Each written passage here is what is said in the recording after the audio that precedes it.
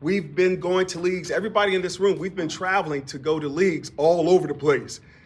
Grafton had to travel this morning. We had to wait for Petersburg because they have to go through travel. And we appreciate all of that travel. So now we're going to ask you to travel a little bit more starting this fall for the very first Chesapeake Speech League. And it's named the Joan Joseph Speech League. Now, I love that. look at that. What I'm asking you to do, young people, I'm asking you, please don't wait to give that person who has changed you their flowers. Don't wait. Please give them their flowers while they are here. Yes. You see, when I was a junior, I was insecure, I had zero confidence. Someone pulled me to the side, and that person changed everything. And that person is the reason why we are all here right now.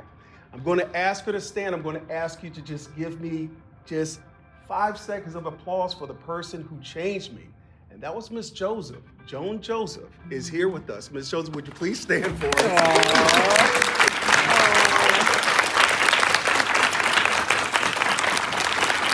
Thank you so much. I appreciate you being here. Thank you so much. A few words if I get a chance. Oh, right now, please. Ms. Joseph, if you could come on up, I just would like to get you to share a few words. So here's what happens. You've already been changed. You have already been changed, trust me. If you're doing this sport, you are some kind of crazy because this is the sport that scares every one of your peers. You all know it too. You know, if you asked one of your peers to join you today, they would look at you and they would run because everyone is aware. This is a sport that requires you to be in front of people. You're assessed, you're critiqued, you're evaluated, and who can deal with that when everyone has anxiety? So please don't take this for granted, the fact that each and every one of you is special. Now, I'm going to ask the person who made me feel like I was special to say a couple of words right now. Ms. J, could you please come up?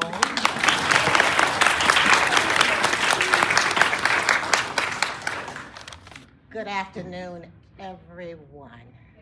On such a beautiful day, the first day of February, the sun is shining and all is well. There is no way that I could not personally make comments this afternoon with respect to, he'll always be Yardan to me, Dr. Shabazz.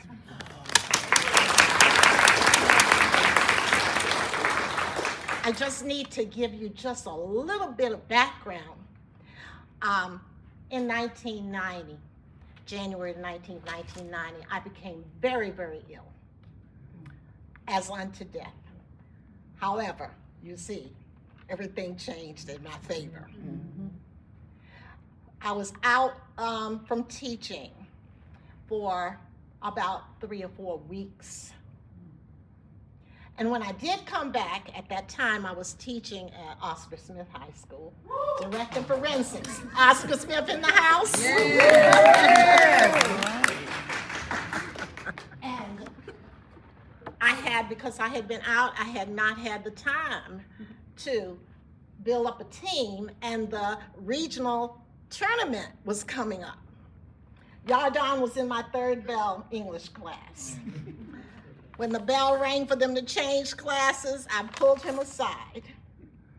I said, Yardan, I need you to represent Oscar Smith High School in boys' poetry reading. Me, Miss Joseph? Oh, no. I said, you can do it. Fast forward, the night that we went to the regional tournament. You know, they say first place last. The first one from Oscar Smith in original in boys' poetry reading. Third place winner, Yardan Shabazz. And I have to say this, and this is for all of the teachers, all of the educators And right here I have sitting at the table with me dear friends who are retired teachers from Oscar Smith High School, and we're so glad they could be here. To the teachers, I have to say this. Be encouraged.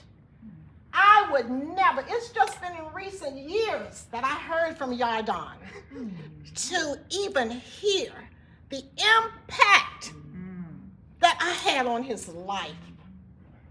You don't know, and I've taught quite a few years.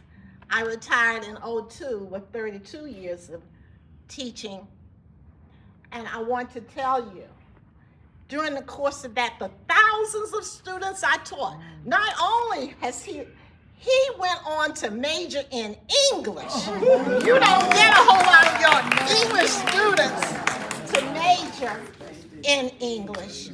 I am so proud of him.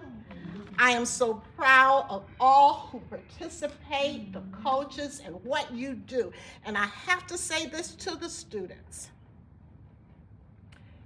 You are already doing on-the-job training. Yes. That day when Yardan told me, Ms. Joseph, look at what he has accomplished. And so do not be discouraged. A few other things I want to say at the end. Teaching always for me.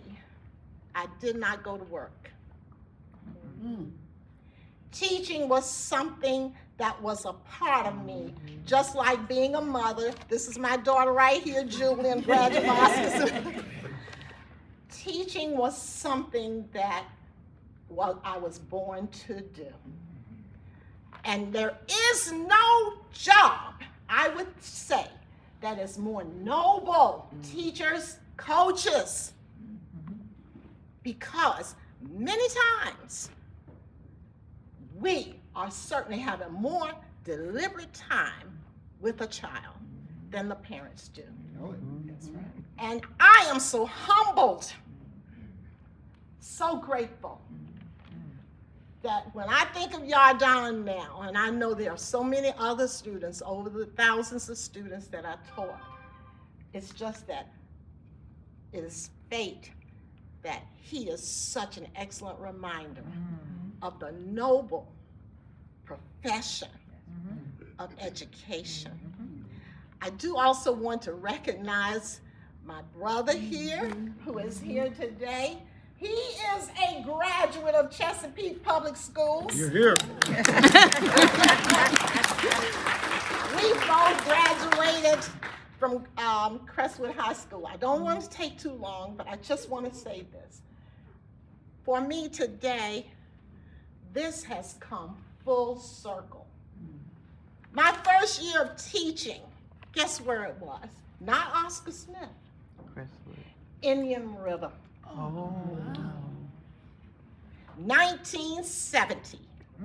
Let me say this to the teachers too. Another advantage, another blessing that comes from teaching is this. When you spend so much of your life with young ones, you don't age like that. That's right. On April the 19th, I will be 77 years old. And a lot of it has to do with having spent so much of my life with young people. I'll stop right there.